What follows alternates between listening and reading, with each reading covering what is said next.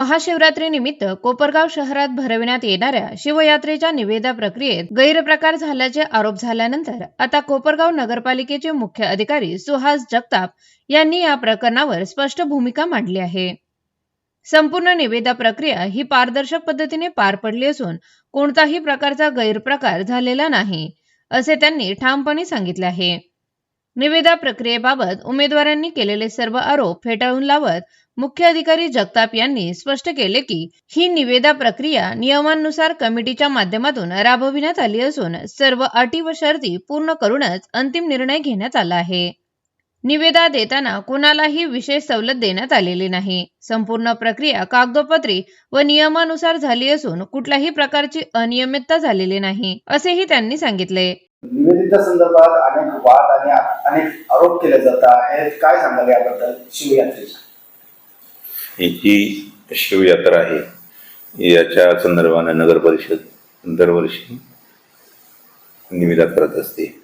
या निविदा केल्यानंतर म्हणजे जे निविदाधारक याच्यासाठी निविदा भरतात त्या निविदा नियमानुसार उघडल्यानंतर या ठिकाणी जो कोणी सर्वाधिक बोली बोलल या सर्वाधिक बोली बोलणाऱ्याला नगर परिषदेमार्फत या ठिकाणी त्या कामाचा कॉन्ट्रॅक्ट किंवा मक्ता दिला जातो।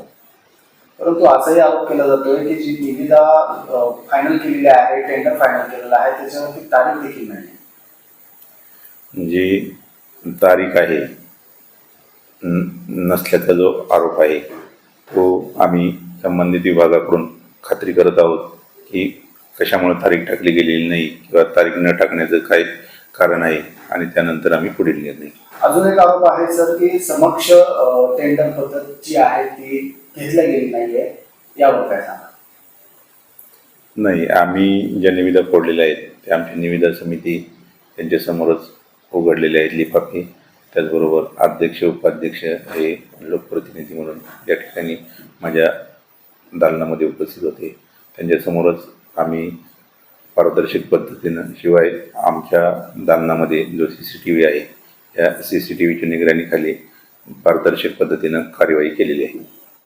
शिवयात्रेच्या टेंडर संदर्भात आधी झालेल्या आरोपांमुळे शहरात चर्चेचे वातावरण निर्माण झाले होते। मात्र आता प्रशासनाकडून अधिकृत स्पष्टीकरण आल्याने या प्रकरणाला नवे वळण मिळाले असून नागरिकांचे लक्ष पुढील घडामोडींकडे लागले आहे। माझं गाव चॅनलसाठी स्वप्नील कोपरे, कोपरगाव।